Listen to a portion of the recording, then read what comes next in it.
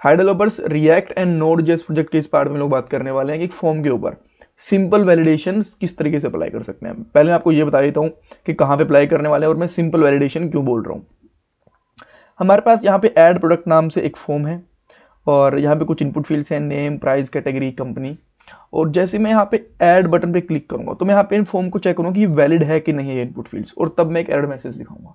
इसीलिए मैं इसको सिंपल बोल रहा हूँ, बिकॉज एरर मैसेज और वैलिडेशन चेक करने के काफ़ी सारे तरीके हो सकते हैं। आप लोग ऑन चेंज के ऊपर भी चेक कर सकते हो, ऑन ब्लर के ऊपर, ऑन फोकस के ऊपर, डिफरेंट डिफरेंट तरीके से मैसेजेस दिखा सकते हो। ठीक है, ये सारी चीज़ें हम लोग ना करके हम लोग सिंपली करेंगे, जैसे ही ऐड प्रोडक्ट के ऊपर क्लिक करेंगे, अगर यहाँ पे कोई इनवैलिड फील्ड है तो उसके रिस्पेक्टिवली हम यहाँ पे एक एरर मैसेज दिखा दें कि please enter correct name, please enter correct category, और इस तरीके से। ठीक है, सो इसलिए मैं इसको सिंपल फॉर्म भी बोल रहा हूँ। क्या क्या करने वाले हैं, सबसे पहले हम लोग रिस्पेक्टिव स्टेट को चेक करेंगे कि इनपुट फील्ड वाली स्टेट, प्राइस वाली स्टेट, कैटेगरी या फिर कंपनी वाली स्टेट कोई भी अगर एम्प्टी है तो उसी फील्ड के अकॉर्डिंग यहाँ पे एड मैसेज दिखा दो। थोड़ा सा स्टाइल ऐड करेंगे ताकि हम लोग उसको लाल पीला नीला दिखा पाएं, और हर एक इनपुट फील्ड के साथ में मैसेज चेक करेंगे। मान लीजिए कि हमारे पास 4 फील्ड है, इनमें से 2 वैलिड हैं, 2 इनवैलिड हैं, या फिर 3 वैलिड हैं, 1 इनवैलिड है, तो उसके हिसाब से एरर मैसेज आना चाहिए और उस एक स्पेसिफिक इनपुट फील्ड के नीचे ही मैसेज आना चाहिए। और ये मेरा इंस्टाग्राम अकाउंट, अगर आप यहाँ पे मुझे फॉलो करना चाहते हो तो और चैनल को भी सब्सक्राइब कर लेना। अब स्टार्ट करते हैं हम लोग कोड के साथ में। जब हम लोग ऐड प्रोडक्ट वाला बटन क्लिक करते हैं तो मेरे पास ये वाला फंक्शन कॉल होता है। सबसे पहले मैं यहाँ पे कर देता हूँ रिटर्न फॉल्स। और रिटर्न फॉल्स करने से क्या होता है, इस फंक्शन की एग्जीक्यूशन आगे नहीं होगी, रिटर्न फॉल्स के ऊपर जाके रुक जाएगी। जो इससे मैं पहले कोड लिखूंगा ना, वहां तक तो कोड एग्जीक्यूट करेगा, उसके बाद में कोड एग्जीक्यूट नहीं करेगा। ठीक है, और मैं यहाँ पे आके कंसोल डॉट वॉन किसी भी एक फील्ड को अभी के लिए मैं यहाँ पे चेक करता हूँ कि इसके अंदर मुझे मिल क्या रहा है। मैं यहाँ पे नेम चेक कर लेता हूँ, लेट्स से। और जैसे मैं नेम पे चेक करूंगा, सो यहाँ पे आप देख सकते हो एम्प्टी स्ट्रिंग है तो कुछ भी प्रिंट नहीं होगा। और अगर मैं इसमें ABC या कुछ भी एंटर कर देता हूँ तो ये फील्ड हमें जो भी डाटा होगा हमें एंटर हो जाएगा। अगर मैं इसका नोट कर दूं ना यहाँ पे नोट, तो ये मुझे ट्रू एंड फॉल्स के अंदर वैल्यू को रिटर्न करना शुरू कर देगा। ट्रू ये कब करेगा, जब इस इनपुट फील्ड के अंदर में कोई भी डाटा नहीं होगा तभी मुझे ट्रू रिटर्न करेगा, और जब इसके अंदर कुछ डाटा होगा तो ये मुझे फॉल्स रिटर्न करेगा। अब इस केस के अंदर ये मुझे ट्रू रिटर्न फॉल्स रिटर्न करेगा, यहाँ पे देखिए। और अगर कुछ भी डाटा नहीं है तो यहाँ पे अब मुझे ये ट्रू रिटर्न करेगा। ठीक है, सो इस तरीके से मैं यहाँ पे चेक कर सकता हूँ कि यहाँ पे कुछ ना कुछ इनवैलिड स्टेटमेंट है। ठीक है, सो मैं किस तरीके से चेक करूंगा, यहाँ पे सिंपली चेक करूंगा इफ नॉट नेम, या तो नेम में कुछ ना कुछ प्रॉब्लम है, या फिर नॉट प्राइस, या फिर नॉट कैटेगरी, या फिर नॉट कंपनी। अगर इनमें से किसी के अंदर भी प्रॉब्लम है तो यहाँ पे सबसे पहला काम करे ये रिटर्न फॉल्स कर दे। अगर ये सारी की सारी फील्ड्स ठीक हैं तो यहाँ पे API हमारी कॉल हो जाएगी आगे जाके। अगर कुछ इनपुट फील्ड्स में कुछ प्रॉब्लम है इनमें तो ये यहीं से रिटर्न फॉल्स हो जाएगा। इनमें से कोई भी अगर एक स्टेटमेंट भी इनवैलिड होगी तो। अब हम यहाँ पे क्या कर सकते हैं, एक यहाँ पे एरर की स्टेट भी लेता हूँ मैं, यहाँ पे लेता हूँ const error and set error, और बाय डिफॉल्ट ये क्या रहेगा, फॉल्स। यहाँ पे लेता हूं react dot use state, by default ये रहा फॉल्स। और यहां पे आने के बाद अगर यहां पे आ जाते हैं तो ये वाली स्टेटमेंट ट्रू हो जानी चाहिए। यहां पे करता हूं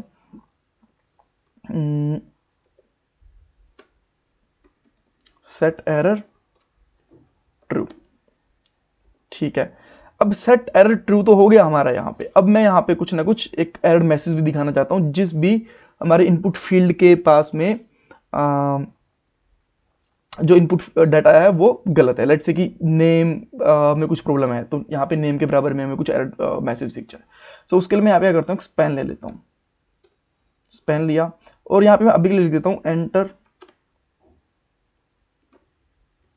वैलिड नेम। वैलिड का भी स्मॉल कर देता हूँ, वैलिड नेम।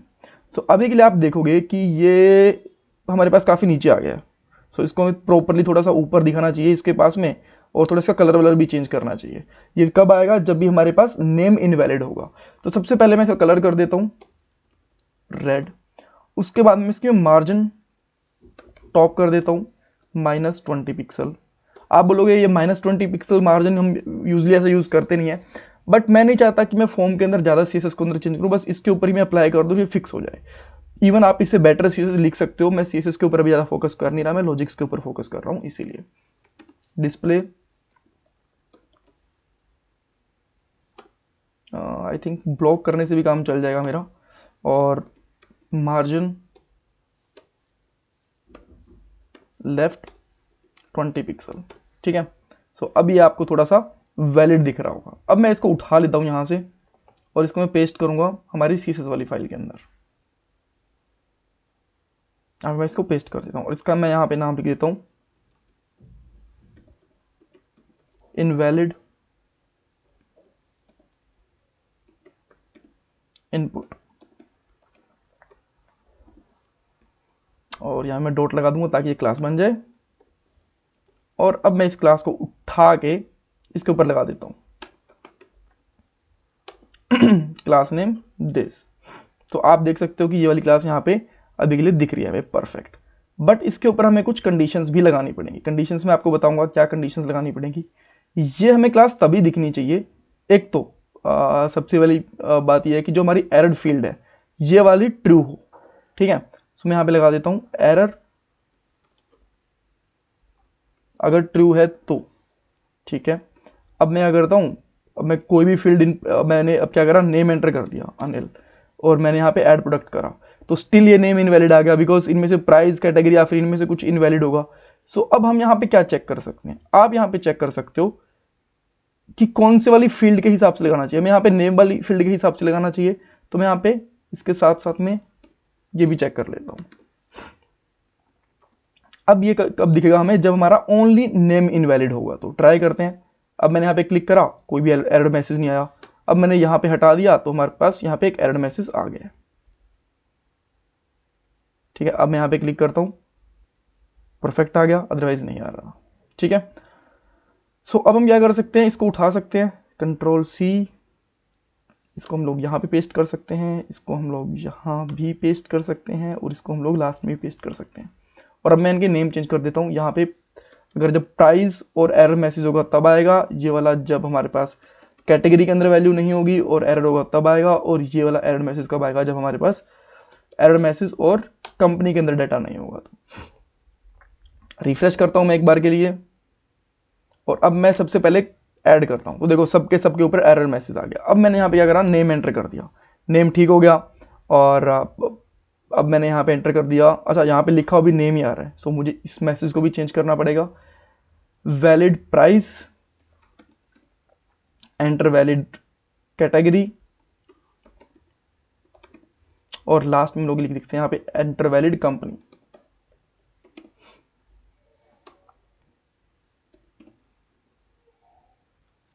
राइट, सो फिर से रिफ्रेश कर लेते हैं। अब यहाँ पे एरर मैसेज परफेक्ट आ रहे हैं। अब यहाँ पे नेम एंटर कर देता हूँ, लेट से मैं यहाँ पे करता हूँ एप्पल आईफोन कर देता हूँ, आईफोन 13, प्राइस लेट से $2000, कैटेगरी में यहाँ पे मेंशन कर देता हूँ लेट से मोबाइल, देखो ठीक है। और अगर मैं अब यहाँ पे कुछ मेंशन कर दूंगा, let's say company is Apple, तो यहाँ पे एरर मैसेज अपने आप ही सारे के सारे रिजॉल्व हो चुके हैं। अब मैं इसको हटा के पहले से मैं 2-3 फील्ड एंटर करता हूँ। लेट्स से मैंने यहाँ पे नेम कर दिया iPhone, price let's say 2000, category मैंने एंटर नहीं करी, कंपनी मैंने एंटर कर दी एप्पल। सो अब ये बस इसको कैटेगरी के ऊपर एरर मैसेज दिखाना चाहिए इस तरीके से। सो ये था कि हम लोग एक प्रॉपर एरर मैसेज किस तरीके से दिखा सकते हैं। और भी काफ़ी तरीके की वैलिडेशंस लगा सकते हो आप। यहाँ पे नंबर चेक कर सकते हो, स्ट्रिंग चेक कर सकते हो, कुछ रिजेक्ट्स चेक करना चाहो तो वो चेक कर सकते हो। बट हमारा काम इस तरीके से बन जाएगा और एक सिंपल वैलिडेशन के लिए। एंड नेक्स्ट वाली वीडियो के अंदर हम लोग बात करेंगे कि यहाँ पे प्रोडक्ट के ऊपर प्रोडक्ट की लिस्ट कैसे दिखा सकते हैं हम लोग, ये जरूरी है। So thank you for watching this video, and channel को सब्सक्राइब कर लेना। एंड वीडियो को लाइक करना, और कुछ कमेंट्स हैं आपके तो मुझे कमेंट बॉक्स के अंदर बताना, अपने रिव्यूज़ देना, कुछ क्वेश्चन है तो मुझे इंस्टाग्राम के ऊपर भी पूछ सकते हो और यहाँ पे भी पूछ सकते हो। Thank you so much for watching this video.